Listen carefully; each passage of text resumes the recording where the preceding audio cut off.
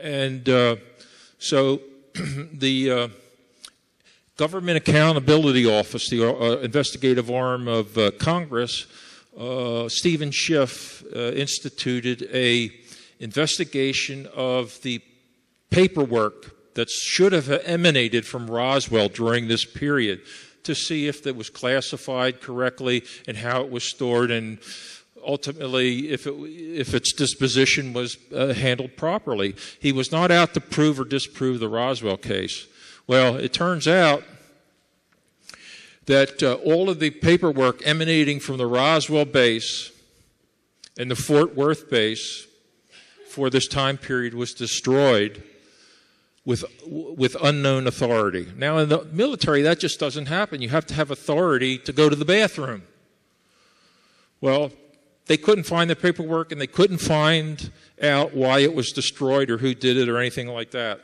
Well, the Secretary of the Air Force at that time was a woman, Sheila Widnall, and she said, well, we're going to conduct our own investigation. So the Air Force reopened the Roswell case in 1993-94, and July of 94, they wrote up their first report of their findings.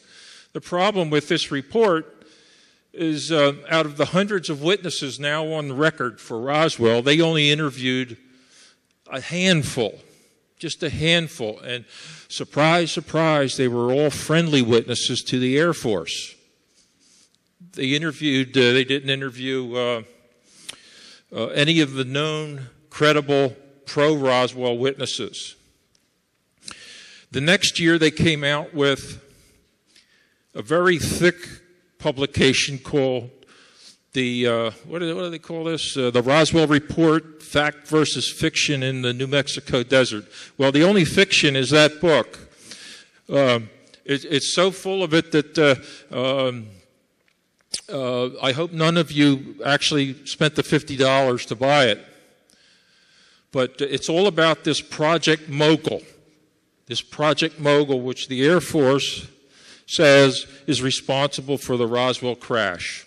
Project Mogul was a top-secret, high-altitude balloon project, again made of rubber balloons, tinfoil radar targets, to try to detect the expected detonation of a Soviet nuclear device by having acoustic sensors lifted up into the stratosphere and listen in on sound waves.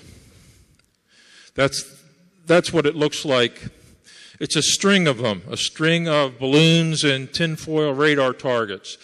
Yes, the project was top secret, but the elements of it, the balloons, the radar targets, the twine, the acoustic sensors were all prosaic earthly devices, which anybody would not have had trouble identifying. One of the witnesses that the Air Force counted on and used in the reports is this fellow, Sheridan Cabot. He lied to everybody. He even lied to the Air Force officer who interviewed him. You can't use someone who's lying all the time as a witness. If you're in a court of law, once they find out you've lied about something, you are dead as a witness. That's it, the end of it for you. Sheridan Cabot, he's gone now, but he just, first he told us, well, I was never at Roswell. Then he says, well, yeah, I was at Roswell, but I wasn't involved in this. And then his right-hand man says, oh, yes, he was. Well, yeah, I was involved in it, but I didn't see anything. Well, yeah, I did see something, but it was a balloon.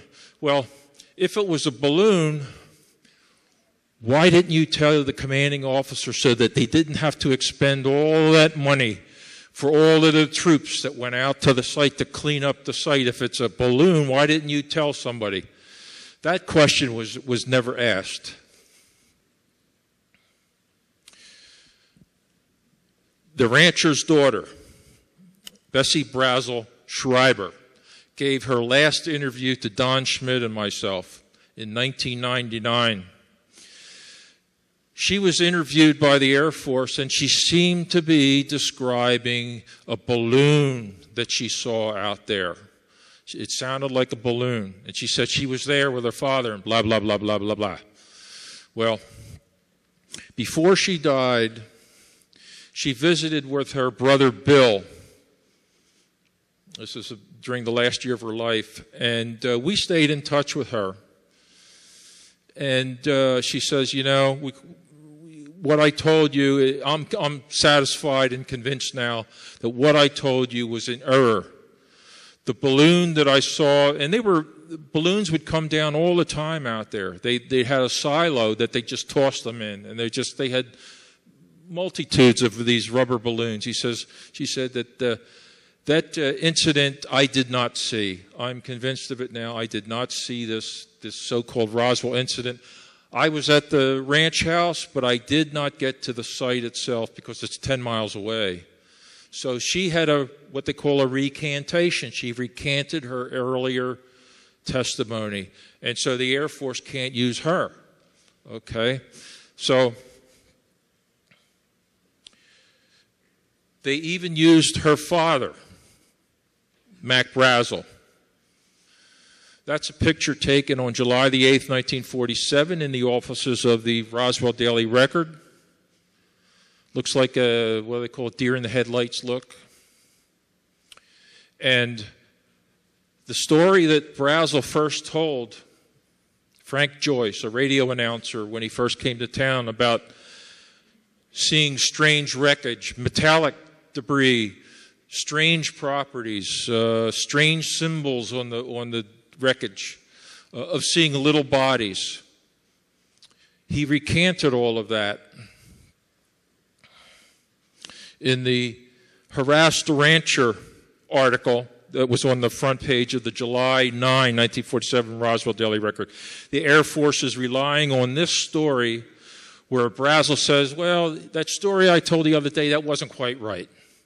What I really saw was tinfoil, balsa wood sticks, rubber, and twine. That's all I saw. That crash saucer stuff, I don't know what I was thinking. And it's all in this article.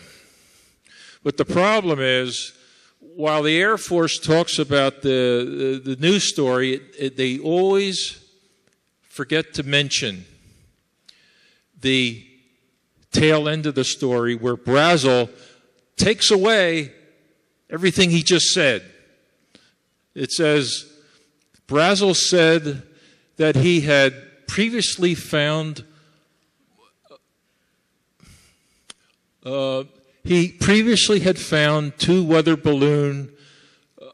observation balloons on the ranch, but that what he found this time did not in any way resemble either of them.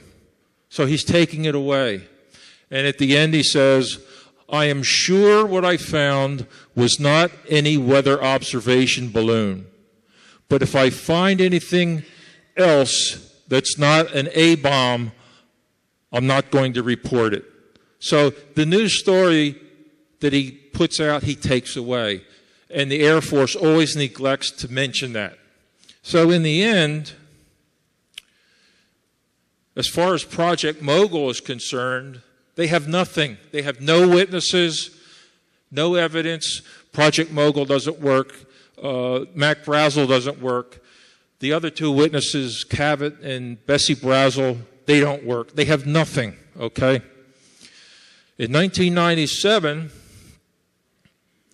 the Air Force, this is the 50th anniversary year, to try to explain the little bodies that people reported in 1947, about 3.5 feet tall, large heads, funny eyes, no lips, just a little slit for a mouth, two holes where the nose is and 2 holes where the ears are. They came out with this case closed.